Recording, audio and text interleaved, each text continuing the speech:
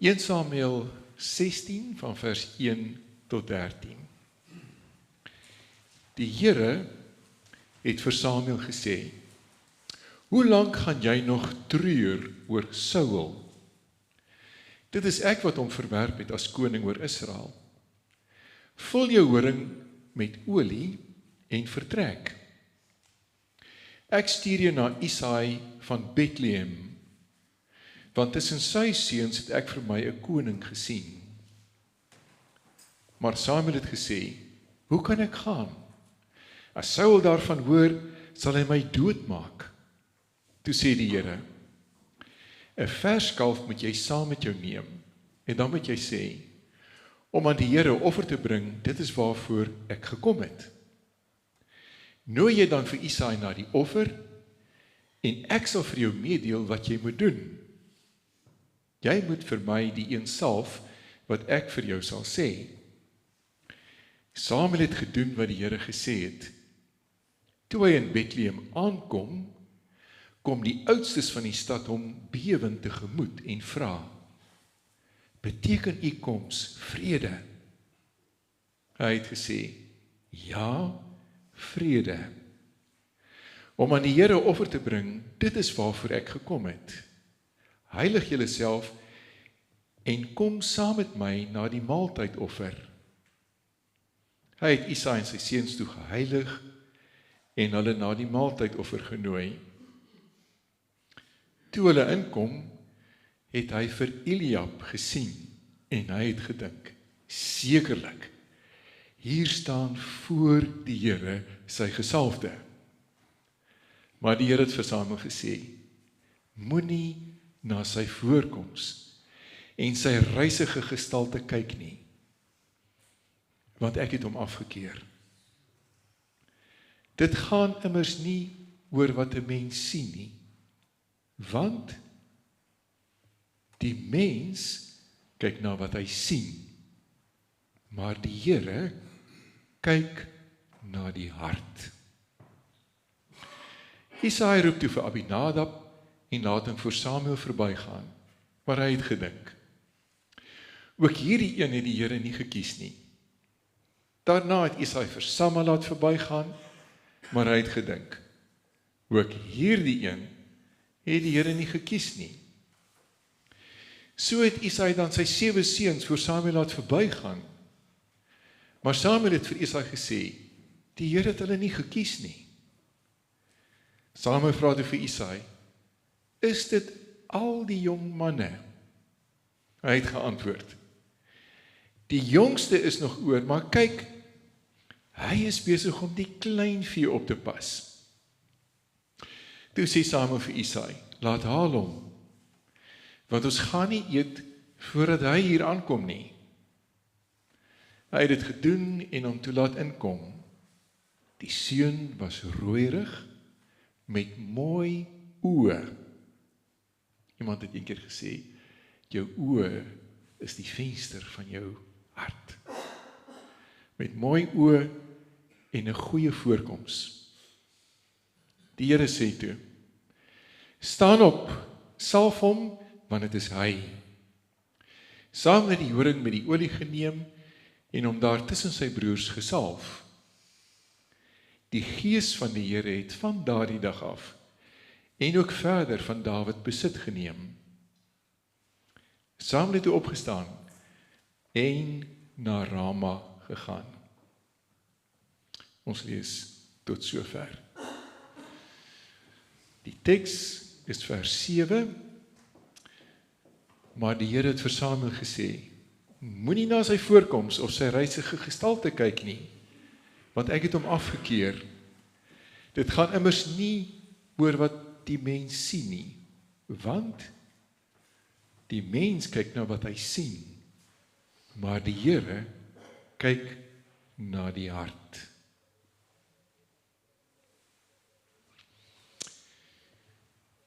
Wie is die regte jy? Is die regte jy dalk jou liggaam? Die een wat jy elke oggend in die spieël kan sien? En die beeld wat ander mense sien wanneer hulle na jou kyk? As dit waar sou wees, dan sou dit beteken dat jou selfbeeld deur jou liggaam bepaal word. Dan sou jy byvoorbeeld kon sê dat jy 'n ou mens is, omdat jou liggaam oud geword het. Of dat jy 'n siek mens is, omdat jy gediagnoseer is met 'n kroniese of 'n ongeneeslike siekte. Jy kan dan begin dink en optree soos 'n tipiese ou mens, of soos 'n siek mens.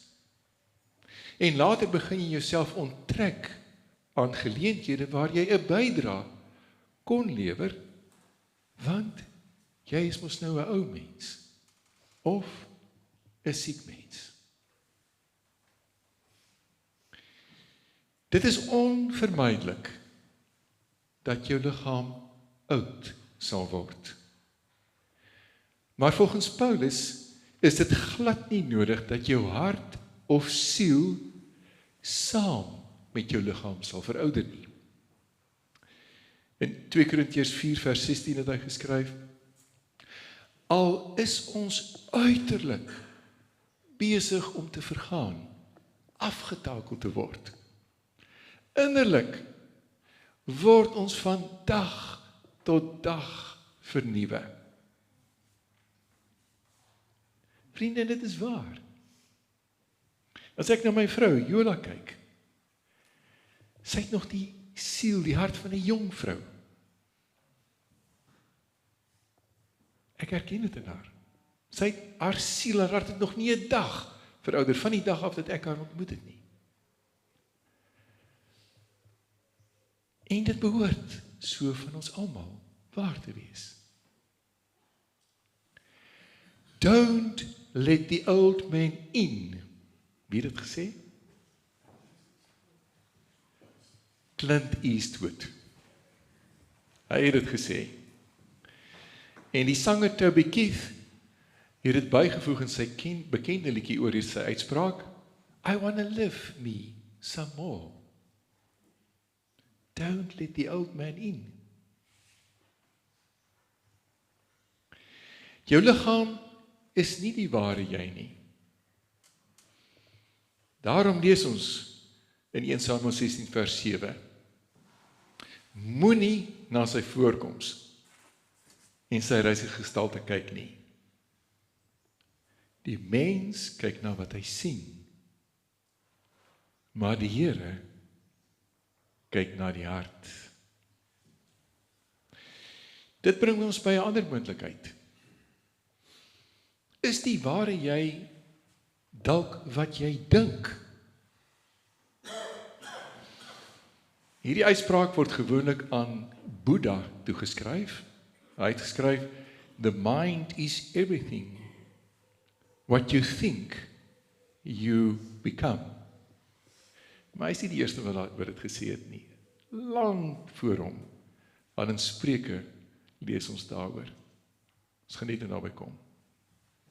Daar is ook 'n paar ander bekende variasies daarvan. Die Amerikaanse filosoof Ralph Waldo Emerson het gesê: You become what you think about all day long. Die bekende radiopersoonlikheid Earl Nightingale het in sy beroemde audio-opname The Strangest Secret gesê: We become what we think about. En James Allen het die klassieke boek As a Man Thinketh geskryf en beklemtoon dat jou gedagtes jou lot en jou karakter bepaal. Maar as ons na die Bybel toe gaan, dan kry ons 'n baie interessante kwalifisering daarvan. In Spreuke 23 vers 7 lui die ou Afrikaanse vertaling: Soos hy in sy hart dink, so is hy. Nie soos hy met sy verstand dink nie, let wel, maar soos hy in sy hart dink, so is hy. Psalm 19 vers 15: Laat die woorde van my mond en die bepeinsing van my hart, nie die bepeinsing van my verstand nie, die bepeinsing van my hart, vir u aanvaarbaar wees, Here, my rots en my verlosser. In Spreuke 3 vers 5, vertrou op die Here met jou hele hart. Op jou eie insig moet jy nie staat maak nie. Hierdie tekste gaan dus dieper as die denke van ons verstand. Die ware jy word verbind aan hoe jy in jou hart dink, of die bepeinsing van jou hart. Verder word vertrou op die Here met ons hele hart duidelik teenoor die insig van ons denke gestel. Blaise Pascal, die beroemde Franse wiskundige, fisikus, uitvinder, filosoof van die 17de eeu, het is net so ietsie meer oor hom kan sê. Nie alleen word hy beskou as die grootste wiskundige van alle tye nie, in baie kringe nog. 'n Mens kan dit ook verstaan as jy sien die konsepte waarmee hy na vore gekom het in wiskunde. Hy was ook hier ouderdom tussen 19 en 23 toe sy pa tesourier van die stad Rouen in Frankryk was, het hy vir sy pa 'n meganiese rekenaar gemaak. Ja, dis nie Apple wat die eerste rekenaar gemaak het nie. As julle kan op YouTube gaan, daar's 'n pragtige video, dan sien julle 'n voorbeeld daarvan. En elke dag as jy jou wiele oppomp van jou motor, dan gebruik jy een van sy uitvindsels, die Pascal eenhede, waarmee lugdruk gemeet word. Op baie jong ouderdom, juis in die tyd toe sy pa tesourier in Rouen was, en sy pa siek was, het hy tot bekering gekom. Hy het die Here ontmoet, en later het hy self ook baie siek geword, en het in sy geloof ontsaglik verdiep.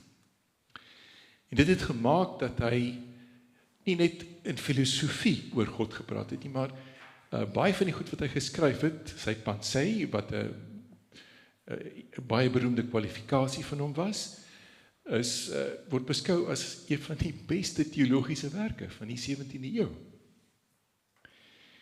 Nou, hy het pragtig by die Bybelse gedagtes aangesluit. Want hy het geskryf, die hart het sy redes, wat die verstand nie ken. Want vir hom het dit soos 'n paal bo water gestaan, die hart neem God waar, nie die verstand nie. Mense van sy tyd, ander teoloë van sy tyd, het baie hard probeer om die denkende mense te oortuig met hulle verstande dat daar 'n God is. Maar hy het gesê nee, dis nie die pad wat jy volg nie. Dis met jou hart dat jy God waarneem, nie met jou denke nie.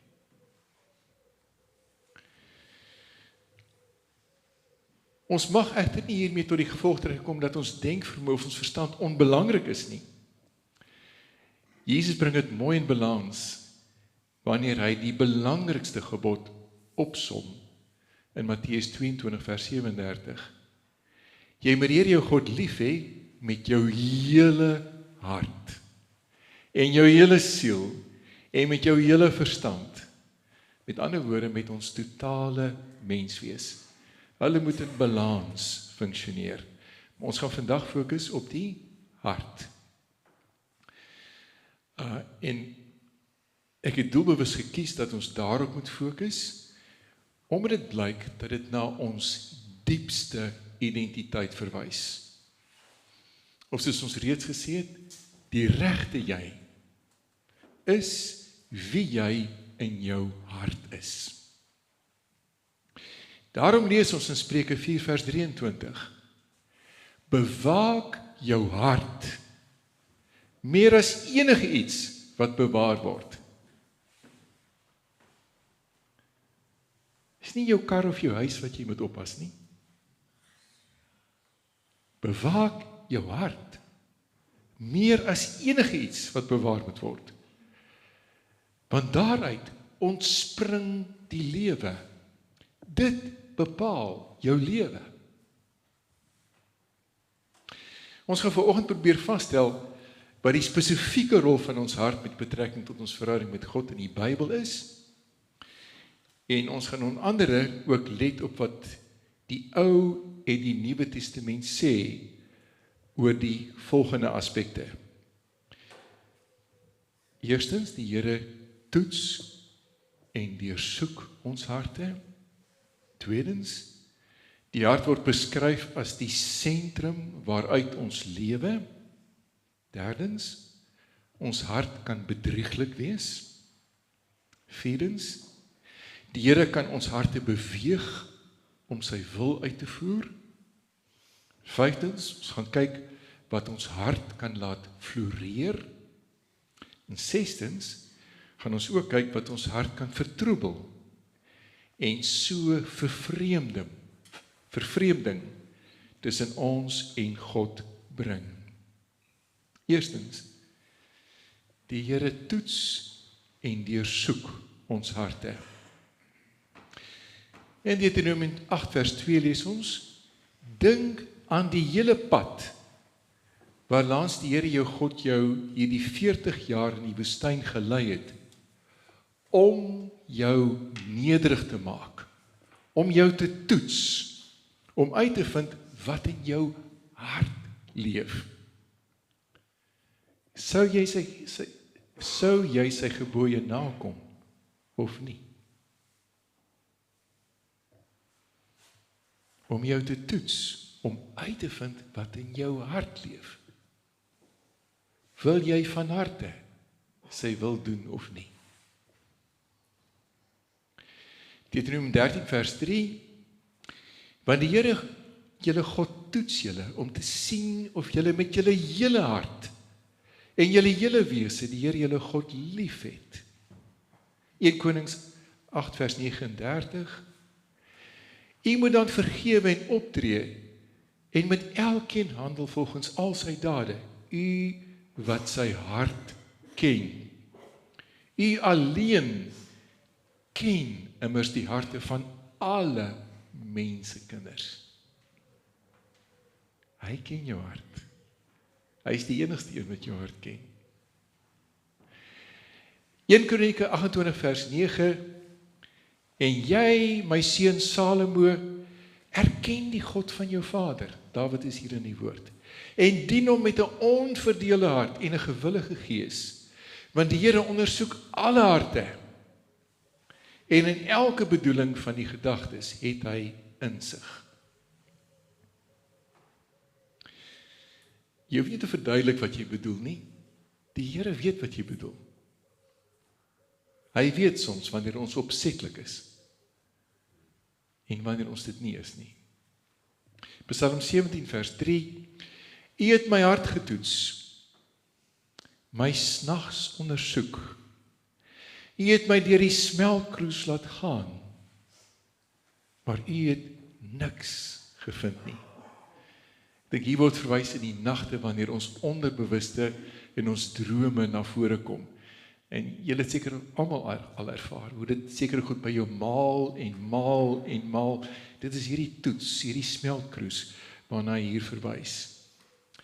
Psalm 139 vers 23, ondersoek my, o God, en ken my hart, toets my, en ken my ontstellende gedagtes. Jeremia 12 vers 3, maar U, Here, U ken my, U sien my, en U toets of my hart by U is. Hy toets of ons hart werklik by hom is. Op grond van hierdie tekste kan ons aflei dat die Here ons hart toets en deursoek om uit te vind wat in ons hart leef, om te sien of ons hom met ons hele hart lief het, of ons hom met 'n onverdeelde hart dien, en om te toets of ons hart by hom is. Tweedens, die hart word beskryf as die sentrum waaruit ons die Here dien. Ek kry 'n pragtige beskrywing daarvan in Eksodus 35 vers 21. waar daar sprake is van die volk wat offers bring, elkeen wie se hart hom daartoe gebring het, en elkeen wie se gees hom daartoe aangespoor het gekom en hulle het vir die Here 'n wydingsgeskenk gebring. Die Here kyk nie na die grootte van jou offer nie. Hy kyk na jou hart. Wat in jou hart is as jy dit gee. Deuteronomium 26 vers 16.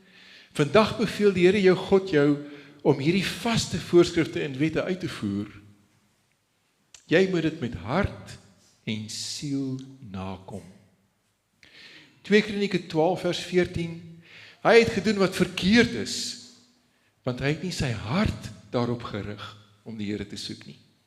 Hierdie is baie belangrik. Jy kan die regte dinge doen, maar as jou hart nie daarop gerig is om die Here te soek nie,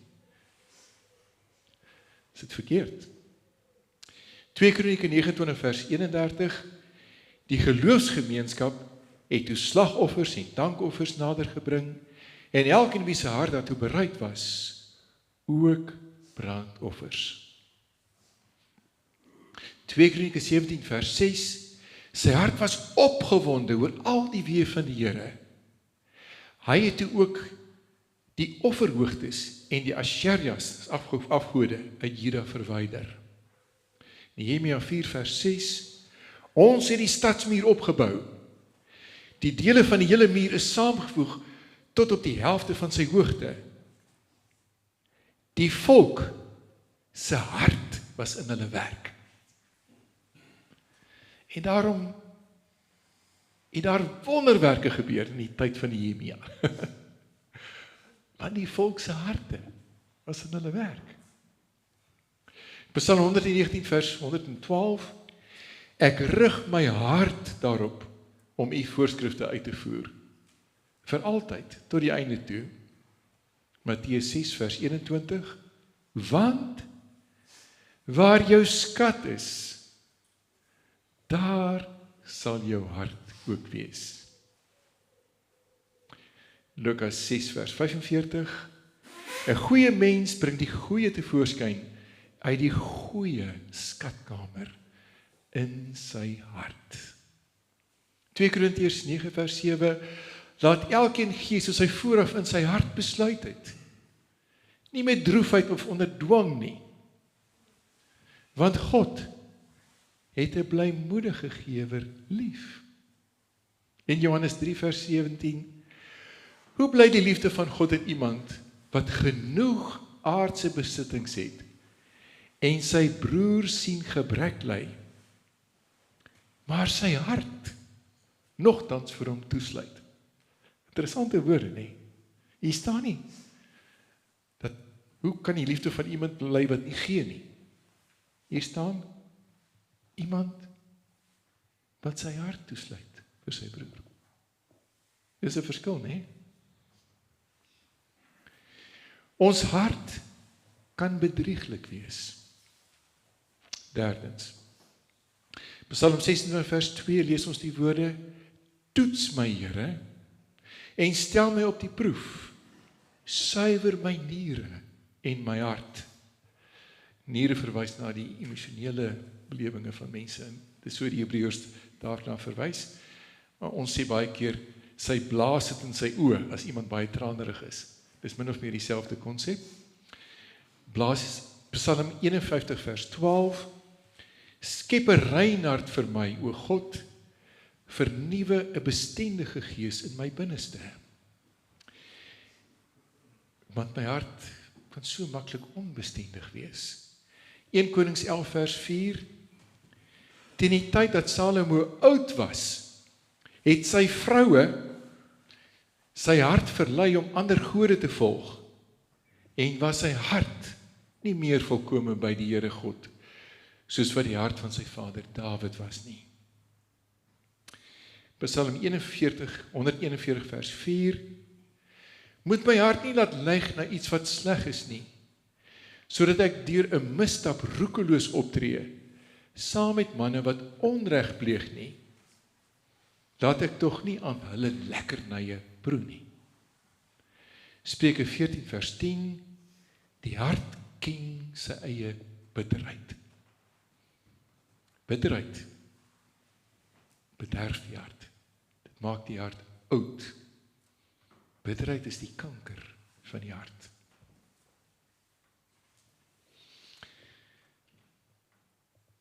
Spreuke 20 vers 9, wie kan sê, ek het my hart skoon gehou, ek is rein van my sonde.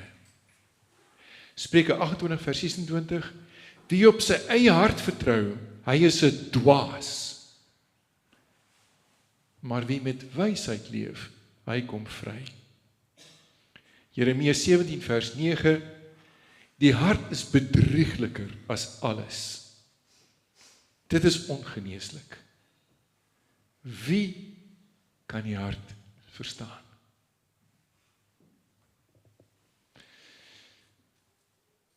Jy kan nie net op jou hart staat maak nie. Maar die Here, nou kom ons in die 4de plek daarby, die Here kan ons harte beweeg om sy wil uit te voer. Eksodus 35 vers 34, en die Here het dit ook in sy hart gegee om te onderrig. Vir my was een van die grootste uitdagings as predikant om genoeg kategete te kry. Eenmaal, ek en julle moes dikwels mense gaan soebat en ons moes hulle behoorlik gelek het, om dalk tog te oorweeg om 'n kategee te word. Totdat ek hierdie woorde gelees het.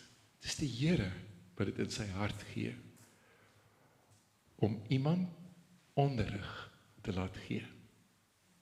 En wat toe was my benadering anders? Mense gesê, hoorie, sê die Here nie dalk vir jou, jy moet daaraan dink nie.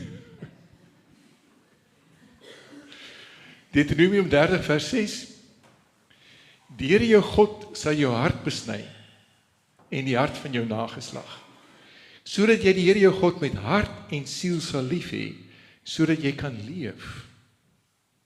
1 Konings 10 vers 24, die hele aarde het Salomo se teenwoordigheid gereeld opgesoek, om sy wysheid te hoor, wat God in sy hart gegee het. Die Here gee jou in jou hart wysheid. Wysheid volgens die Bybel beteken, dat jy weet hoe om te lewe. 2 Kronieke 30 vers 12, ook oor Juda was die hand van God om aan hulle eensgesinde hart te gee, sodat hulle die bevel van die koning en die hoë amptenare uitgevoer het in ooreenstemming met die woord van die Here. As daar verdeeldheid is, wie is die antwoord? Die Here gee eenheid in die hart. Nehemia 7 vers 5, God het my dit op die hart gelê, en ek het die hoëlui, die gesagsdraers en die volk byeengebring, om geregistreer te word. Psalm 119 vers 34, gee my insig, sodat ek by u wet kan hou, dit met my hele hart kan nakom. Die insig wat die Here vir ons gee, help ons om gehoorsaam te wees. Psalm 119 vers 36, laat my hart na u bepalings neig, nie na winsbejag nie. Winsbejag kan jou hart gevange hou. En is nie die Here wat jou van daardie neiging kan bevry. Psalm 119 vers 80, laat my hart onberispelik aan die voorskrifte hou, sodat ek nie onbeskaamd staan nie. En dan kry ons 'n vooruitblik op die Nuwe Testament, die werk wat die Heilige Gees sou kom doen, nadat Jesus gekruisig was en uit die dood opgestaan het, en die opgevaar het na die hemel en die belofte van die Gees ontvang en dit uitgestort het. Jeremia 24 vers 7, ek sal aan hulle harte gee om my te ken. Die Here gee vir ons nuwe harte, harte wat hom sal ken, dat ek die Here is. Hulle sal vir my 'n volk wees, en ek sal vir hulle God wees, want hulle sal na my terugkeer met hulle hele hart. Wonderlike woorde. Die Here maak ons harte nuut, sodat ons hom kan dien met ons hele hart. Jesegiel 11 vers 19, ek sal vir hulle onverdeelde hart gee. 'n Nuwe gees sal ek in hulle binneste laat posvat. Ek sal die hart van klip uit hulle liggame verwyder, en ek sal vir hulle hart van vlees gee. Dis nie Chris Barnard wat die eerste hart oorgeplant het nie. Die Here doen dit al lankal. Ek sal die hart van klip uit hulle liggame verwyder, en ek sal vir hulle hart van vlees gee. 'n Hart wat kan voel. Jesegiel 36 vers 26, ek sal vir hulle 'n nuwe hart gee, 'n nuwe gees sal ek in hulle binneste gee. Ek sal die hart van klip uit hulle liggaam verwyder. In Handelinge 16 vers 14, 'n vrou uit die stad Thyatira. Sy was die eerste motorfietshandelaar. Het julle geweet, daar's 'n vrou wat motorfietsse verkoop het in die Nuwe Testament? Lydia die purperhandelaar. 'n Purperhandelaar met die naam Lydia, wat God vereer het ook geluister. En die Here het haar hart oopgemaak om ag te slaan op wat Paulus gesê het. Kom ons kyk nou na dit wat ons harte kan laat floreer. As jy wil sorg dat jou hart goeie bemesting kry, dat hy kan groei, dat hy kan floreer, hier is dit. Deuteronomium 11 vers 18, koester hierdie woorde van my met hart en siel. Moenie net die Bybel lees nie. Gaan koester dit. Dra dit op jou hart. Deuteronomium 30 vers 14, nee, die woord is naby jou, in jou mond en in jou hart. Neem die woord na jou hart toe, sodat jy dit kan uitvoer. Psalm 37 vers 31, die wet van God is in sy hart. Sy voete sal nie struikel nie. Spreuke 3 vers 1, my seun, my onderrig moet jy nie vergeet nie, en my gebooie, jou hart, moet daarby hou. Spreuke 4 vers 4, jou hart moet my woorde vashou. Kom my gebooie na, dan sal jy leef. Matteus 5 vers 8, gelukkig is die wat suiwer van hart is, want hulle sal God sien. Matteus 11 vers 29, neem my juk op julle en leer van my, omdat ek sagmoedig en nederig van hart is. Leer van my. Ek is sagmoedig en nederig van hart. Om op so 'n manier van Jesus te leer, sal jou hart laat floreer. En hy sê, julle sal rus vind vir julle gemoed. Lukas 2 vers 19, maar Maria het al hierdie woorde gekoester en in haar hart daaroor bly nadink. Lukas 8 vers 15, die saad wat in die vrugbare grond val, is daar die mense wat die woord met 'n goeie en opregte hart aanhoor, daaraan vashou en met volharding vrug dra. Romeine 10 vers 8, hier by jou is die woord, in jou mond en in jou hart. 1 Korintiërs 4 vers 5, die wet van God is in sy hart, sy voete sal nie struikel nie. 1 Timoteus 1 vers 5, die doel van die opdrag is liefde uit 'n rein hart, 'n skoon gewete en 'n ongeveinsde geloof. Maar ons moet ook kyk na dit wat ons harte kan vertroebel, dit wat ons harte donker kan maak, dit wat ons harte kan aftakel, dit wat ons harte oud kan maak. En ook interessant, Deuteronomium 8 vers 12, Wees versigtig dat wanneer jy eet en versadig word, jou lekker braais by jou huis, en goeie huise bou en bewoon, is baie mooi huise hier in ons omgewing, en jou beeste en kleinvee vermeerder, en jy vir jouself baie silwer en goud verkry, jy het genoeg in die bank, jy is nie bekommerd nie, en alles wat jy het meer word, dat jou hart dan nie hoogmoedig raak. Jou hart dan nie hoogmoedig raak. En jy die Here jou God vergeet, wat jou uit Egipte land, uit 'n plek van slawerny uitgelei het nie. Vriende, dit is skrikwekkend, as jy sien hoeveel tekste in die Bybel na hoogmoed verwys, was waarskynlik die grootste belemmering vir ons harte. 2 Kronieke 25 vers 19, jy sê, kyk, ek het die Edomiete in nederlaag toegewen.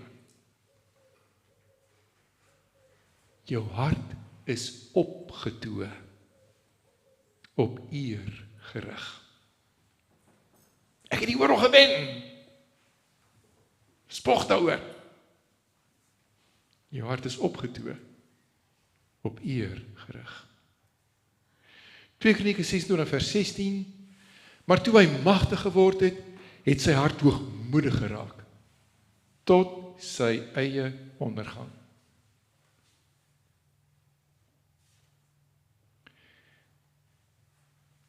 Een vals hart moet van my wegbly. Van boosheid wil ek niks weet nie. Wie sy medemens in die geheim belaster, hom sal ek vernietig. Hofvaardige oë en 'n hoogmoedige hart. Dit kan ek nie verdra nie. Dit is Psalm 101 vers 4 tot 5. Spreuke 16 vers 5. Afstootlik vir die Here is elkeen met 'n hoogmoedige hart. Dit staan vas. So iemand sal nie ongestraf bly nie. Spreuke 18 vers 12. Voor in ineenstorting is 'n mens se hart hoogmoedig. Maar nederigheid gaan eer vooraf. Dis die ander manier om te sê, wie homself verhoog, sal verneder word. Vriende, ek het dit al soveel keer in my lewe gesien en ervaar. Spreuke 21 vers 4, hoogmoedige oë en 'n verwaande hart, die lamp van die goddelose. Let wel, 'n trotse, hoogmoedige hart is die lamp van goddeloses. Nie van vrome mense nie. Dit is sonde.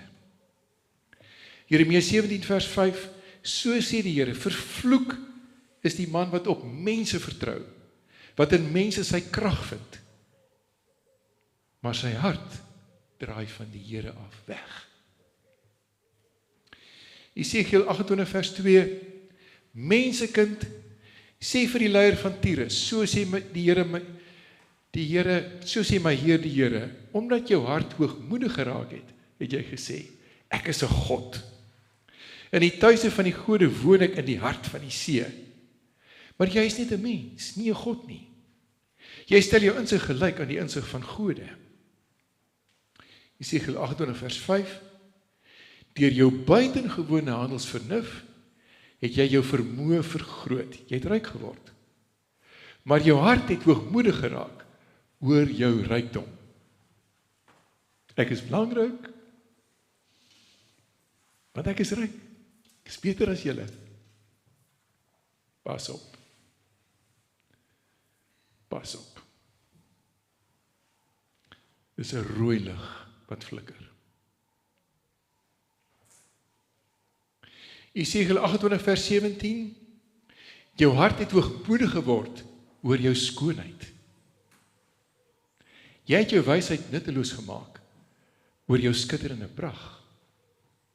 Op die grond het ek jou neergegooi, voor konings het ek jou so met jou gemaak, sodat hulle in jou kan verlustig. Daniël 8 vers 25, in sy hart is hy vol eie waan. Obadja 1 vers 3, die verwaandheid van jou hart bedrieg jou. Deuteronomium 15 vers 9, wees versigtig dat daar nie in jou hart die slinkse gedagte opkom om te dink, die 7de jaar, die jaar van die kwytskelling kom nader nie, en jy dan jou oë sluit vir jou behoeftige volksgenoot, en jy hom nie iets gee nie. Hy sal hom op die Here beroep teen jou, en dan staan jy skuldig. Gee milddadig aan hom, en wanneer jy vir hom gee, moet dit nie met 'n teesinnige hart wees nie. Wie van ons is nie skuldig nie? Ag, hier kom hy nou alweer. Hy kom seker weer geld vra. 1 Konings 11 vers 4. Teen die tyd dat Salomo oud was, het sy vrou sy hart verlei. Ons het hierdie teks al gelees. Psalm 26 vers 11. Rykdom as dit toeneem, moet julle hart nie daarop sit nie. Hoor julle? Rykdom as dit toeneem, moet julle hart nie daarop sit nie. Rykdom kan jou hart bederf, aftakel, oud maak. Psalm 66 vers 18, wat onreg betref, as ek dit in my hart sou gewaar, sou my Here nie geluister het nie. 73 vers 21 Psalms, toe my hart verbitterd was en my niere gepyn het. Bitterheid in die hart, takel die hart af. Spreuke 6 vers 14, met 'n verdorwe hart die hele tyd kwaadstig en tweederig saai. So iemand het 'n verdorwe hart. Esegiel 3 vers 7, maar die huis van Israel sal nie na jou luister nie, want hulle wil nie na my luister nie.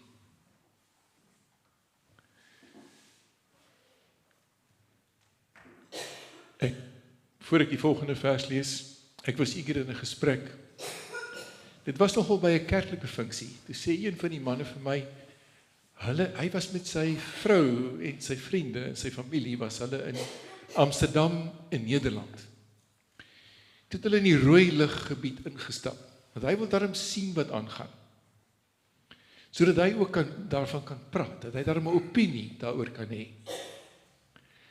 En hy sê hy toe na 'n seksshow gaan kyk. Want 'n mens moet mos nou 'n opinie daaroor ook kan hê. Maar ek sê vir julle, elkeen wat na 'n vrou kyk en haar begeer, het reeds in sy hart met haar egbreuk gepleeg. Dis nie, jy moet nie aan 'n Bybelvers dink wat jy oortree nie. Jy moet dink aan hoe dit jou hart bederf. Die kosbaarste wat jy het. Dis waaraan jy moet dink. En hoe dit jou verhouding met jou vrou bederf.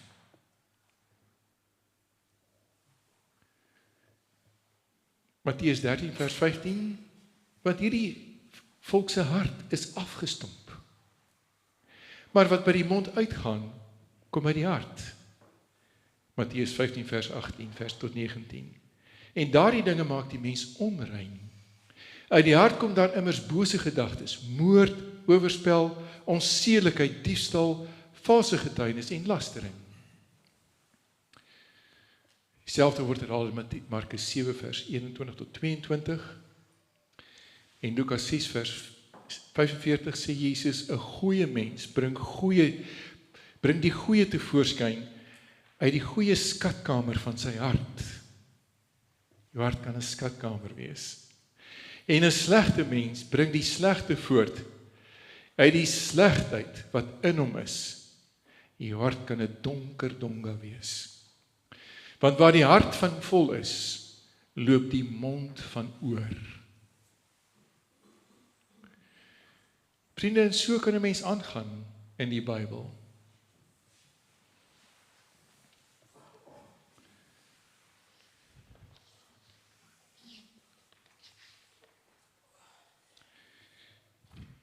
Maar ek wil afsluit.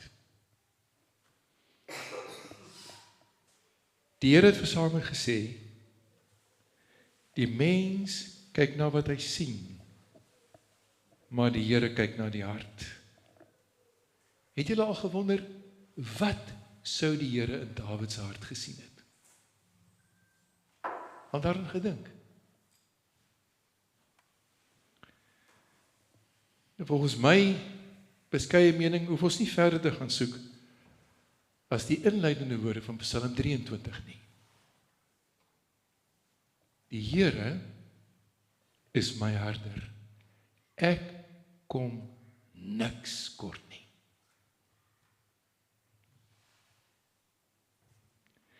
Dat die Here by my is, dat hy my lei, dat hy vir my die pad wys, dit is my grootste skat. Ek het niks meer as dit nodig nie. Dit is vir my die kosbaarste, die belangrikste. En waar jou skat is, daar sal jou hart ook wees. Dawid het duidelik die Here lief gehad met sy hart. En ek glo dat dit die vernaamste rede was waarom die Here hom gekies het as koning. Nie omdat hy die langste, die sterkste of die mooiste was nie, maar omdat sy hart die skat, die grootste skat van alles, bewaar het. Amen.